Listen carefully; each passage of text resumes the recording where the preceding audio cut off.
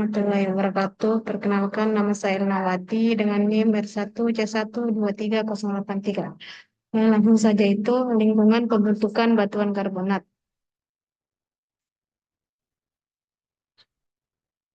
Pendahuluan, asal-usul batuan karbonat. Mekanisme pembentukannya itu batuan karbonat terbentuk melalui dua proses utama, aktivitas biologis, organisme, laut seperti koral dan foraminifera, serta presipitasi kimia langsung dari CaCO3 dalam air laut. Yang pertama itu ada lokasi optimal, laut dangkal hangat dengan penetrasi cahaya maksimal. Yang kedua itu ada faktor kontrol utama, intensitas cahaya matahari, suhu air optimal 25 sampai 35 derajat Celcius, kedalaman perharian, energi gelombang dan arus. Klasifikasi lingkungan pengendapan yang pertama itu ada laut dangkal, laut dalam, dan darat.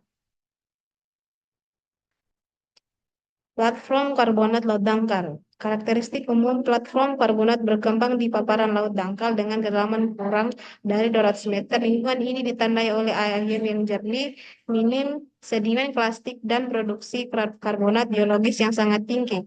Tipe platform karbonat erat, remade cell, isolated platform. Yang pertama itu ada mudstone, yang kedua itu ada waxstone, yang ketiga itu ada puckstone, yang kelima, yang keempat itu ada grindstone. Geometri platform karbonat, ada itu zona lagon, lingkungan energi rendah di belakang terumbu, pengendapan mud karbonat halus. Ada soal zona energi tinggi dengan gelombang kuat membentukkan grain karbonat kasar. Ada slope, lereng menuju laut dalam, transisi dari platform ke basin. Terumbu karang, organisme pembangunan. Terumbu karang dibentuk oleh aktivitas biologis organisme seperti koral, alga, koralin, dan spons. Struktur ini berkembang di lingkungan energi tinggi dengan gelombang yang kuat dan sirkulasi air yang baik. Ciri khas kandungan fosil melimpah, struktur masif tanpa perlapisan jelas, dan tingkat porositas tinggi. Turbidit karbonat laut dalam, mekanisme pembentukan itu turbidit karbonat terbentuk dari aliran gravitasi. Turbidit kalon yang membawa material karbonat dari lingkungan laut dangkal ke laut dalam melalui lereng kontinental.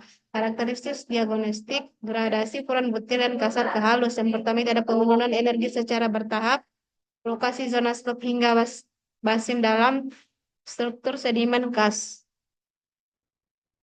Karbonat laut dalam. Redeposisi karbonat, material karbonat yang dipindahkan dari lingkungan dangkal menuju laut dalam melalui proses gravitasi dicirikan oleh campuran ukuran butir kasar dan halus, serta sortasi buruk akibat transportasi cepat. Kedua itu ada pelagis karbonat, terbentuk dari cangkang organisme planktonik, foraminifera, opolit, kores yang menghadap perlahan di laut dalam lingkungan. Energi sangat rendah menghasilkan sedimen halus seperti chalk dan nitrit pelagik. Lingkungan karbonat darat, supratidal, zona di atas batas pasang tertinggi yang hanya terendam saat badai atau pasang purnama. Pengaruh evaporasi sangat kuat menghasilkan dolomit dan evaporit, sering dijumpai struktur pensentral dan algat mat. Yang kedua itu ada danau. Presipitasi kimia CaCO3 terjadi di danau, air tawar, atau payau. Faktor pengontrol meliputi pH air, suhu, dan aktivitas biologis menghasilkan endapan karbonat berlapis tipis hingga masif. Yang ketiga itu ada goa. Pembentukan stalaktit menggantung dari atap dan stalagmit tumbuh dari lantai melalui presipitasi CaCO3 dari air tanah yang kaya karbonat. Proses sangat lambat menghasilkan struktur kristal konsentris.